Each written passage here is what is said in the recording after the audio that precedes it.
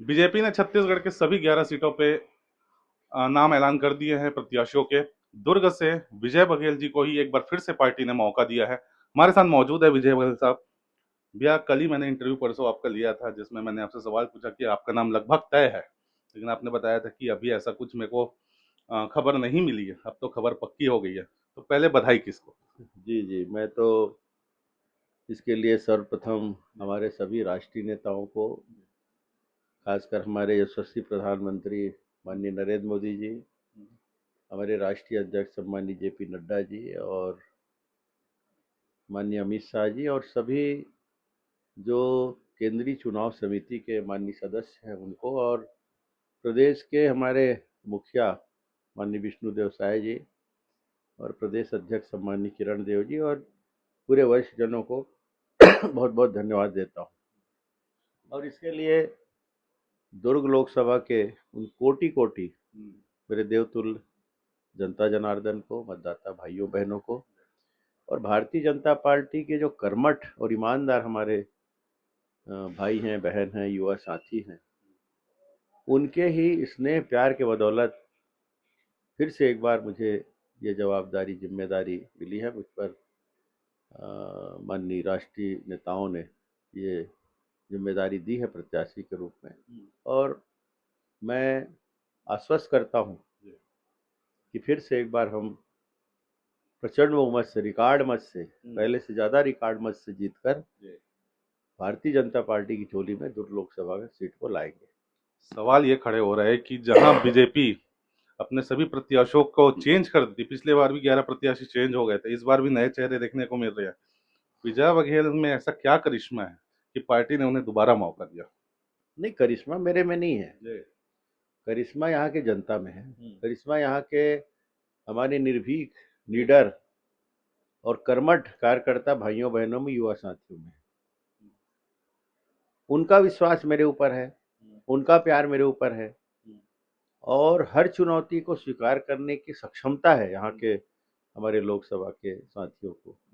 और उनका जो प्रेम, इसने एक साथ संदेश जो पहुंचा राष्ट्रीय स्तर पर, उस संदेश का प्रतिफल है कि फिर से एक बार मुझे यहाँ, मेरा कुछ नहीं है। आपने प्रयास नहीं किया था अपने तरफ नहीं, मैं तो कभी अपने मन में पालकी नहीं रखता, ना मैं कभी इसके लिए कोई बहुत ज़्यादा हताश, निराश, परेशान नहीं होता।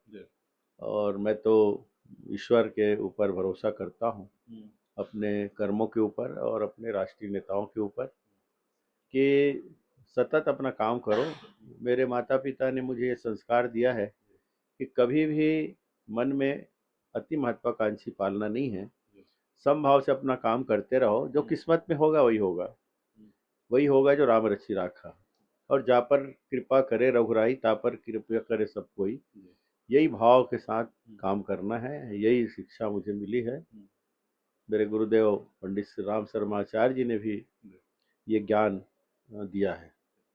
विधानसभा चुनाव में आपने जो कुर्बानी दी थी कि प्रदेश के मुखिया के सामने आप लड़े थे, लोगों का तो ये भी कहना है कि अगर वो सीएम का टैग उनके नाम के आगे नहीं होता तो शायद आप चुनाव जीत जाते। तो कई इसको देखते हुए तो नहीं लगता कि आपको पार्टी ने टिकट दिया। और दूसरी सवाल कि पिछले बार 4 लाख से जीते थे आप, इस बार कहां तक आंकड़ा पहुंचेगा जीत का। देखिए, सबसे पहले तो यह है कि आपने कहा कुर्बानी दी, मैंने कोई कुर्बानी नहीं दी। मैं पार्टी के आदेशों का परिपालन किया है, और पार्टी जहां भी आदेश करेगी मैं पूरी ताकत के साथ, हिम्मत के साथ लगा रहूंगा। हार जीत अपनी जगह है, और हमेशा जीते ऐसा भी नहीं है, और मुख्यमंत्री के साथ लड़ना है, तो ये मेरे स्वयं की भी भावना थी और पार्टी का आदेश था। और बहुत अच्छे तरीके से लड़े, और हमारे पाटन के कार्यकर्ता भाइयों बहनों ने जिस निर्भीकता से डट के उनके साथ मुकाबला किया, इसलिए वो 10 दिन बंद के रह गए, बाहर निकल नहीं पाए। नहीं तो मुख्यमंत्री अगर अपने चुनाव क्षेत्र में बन जाए तो रिजल्ट तो ऐसे ही पक्ष में बनता है, माहौल बनता है, और ये हुआ। हम हार के भी जीते हैं, ये हम महसूस करते हैं। सरकार हमारी बनी, ये हमारी संतुष्टि है। भ्रष्टाचार से डूबी हुई, तानाशाही से डूबी हुई, और अनेक प्रकार के अनर्गल कामों से, नशाखोरी से मुक्ति दिलाने के भाव के साथ छत्तीसगढ़ की जनता ने भारतीय जनता पार्टी की सरकार बनाई। और उसका प्रतिफल भी जनता को मिल रहा है। निरंतर जो वादे हमने किए मोदी के गारंटी के नाम से, और मोदी के गारंटी का छाप जहां लग गया वो पूरा होना स्वाभाविक है, और वो हो रहा है। लगातार माननीय विष्णुदेव साय जी के नेतृत्व में हमारी सरकार निरंतर अपने वादों को पूरा कर रही है। तो ये है, और ये संतुष्टि हमें आज फिर से एक बार पार्टी का आशीर्वाद मिला है। तो प्रभु इच्छा यही थी और पार्टी का आदेश भी यही था। आगे जो भी हो डट के लड़ेंगे, और मोदी जी के जो नाम है, 17वीं लोकसभा ने जो अनेक ऊंचाई तय की, उसका प्रतिफल, उसका छाप जनता के मन में है।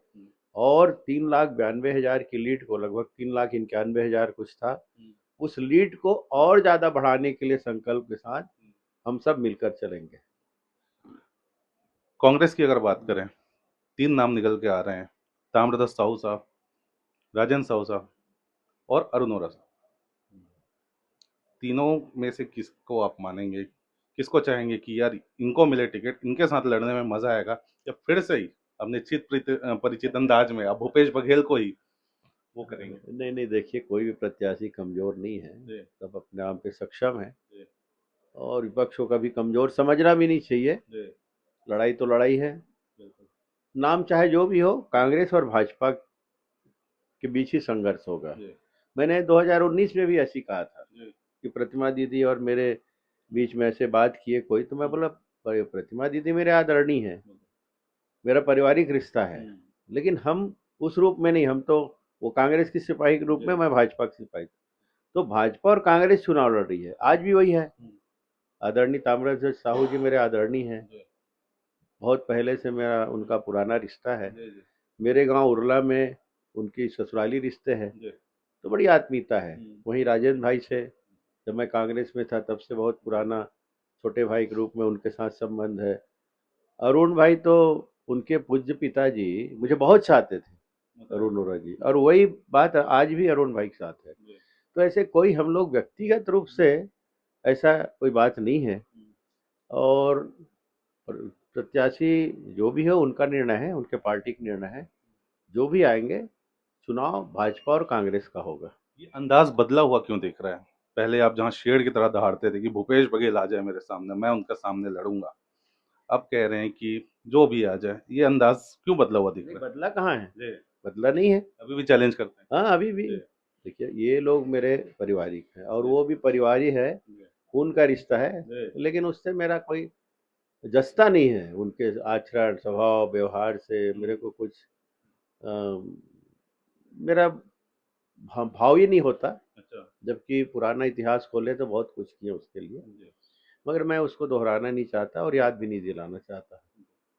मगर जिस तरह छत्तीसगढ़ को डुबोने में सबसे ज्यादा बड़ी भूमिका उनकी रही, जिस भाव के साथ छत्तीसगढ़ की जनता ने इतना बड़ा जनादेश उनको दिया, आज शराब में डुबो दिए सरकार, ये सब नशाखोरी में डुबो दिया ऐसे, और भ्रष्टाचार में इतना पैसा कमाए, इतना पैसा कमाए, अति कर दिए। इसलिए उनसे मैं उस भाव से देखता हूं उसको।